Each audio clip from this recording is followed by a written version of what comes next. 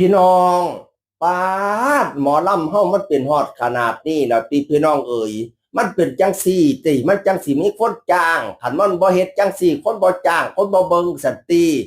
เฮาบ่ได้ขายศิลปะการแสดงเดี๋ยวเฮาขายซีนขายหนังติซุมื้อนี่พี่น้องเอ๋ยพอไปเห็นหางเคียงคณะหนึ่งของหมอลำพี่น้องเอ๋ยโอ้ยเขาแฮงว่าเฮาหมอลำซิ่งเฮาว่าเป็นโคโยตีเป็นอะไรทำไมเป็นแนวขายซีนขายหนัง เฮาก็อย่าให้มันเป็นปันนั่นหลายทอนลูกหลานเอ้ยขายศิลปะบารธรรมกับพ่ออยู่ได้ไปเป็นอยู่ดอกพอมีคนเบิงคนจ้างอยู่ดอกบ่หาแต่ขายสินขายหนังดอกพอเห็นหางเคียงเนาะใส่สินกระโปรงเขินใส่ส่งเขินเพียงคาโตนี่ฮัดเอาแต่อีโมเพิ่นพี่น้องเอ้ยอืมอันแนวหน้าเสียในนี่ก็โอ้ยจักใส่บ่ใส่แม้หรือว่าวาดรูปแต้มหรือว่าเอาหยังปิดเอาซื่อๆกับบ่จักดอกพี่น้องเอ๋ยเฮ็ดโอนต้นเอ็นเตียนอยู่โอ้ยโพดโพบักโมบักแตงบัดยามเขาไปให้ติปให้รางวัลก็ยัดลงไปบัดนี้เนี่ยมันต้องเฮ็ดจังซั่นพุนติมันจังสิได้เงินเข้ามันจังสิมีคนจ้างเฮาขาย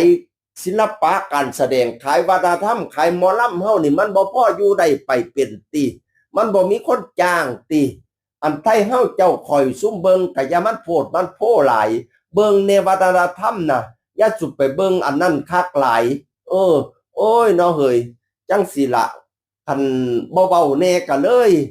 เปลี่ยนไปโพดโพคันเว้าหลายผัดสิว่าซุ่มหัวโบราณซุ่ม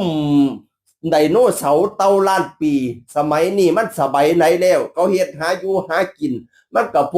ดเนาะนับเบิ่นักไปหน้าปันกุลาหาบบักนุ่นเออ เสียงสี่ละอัน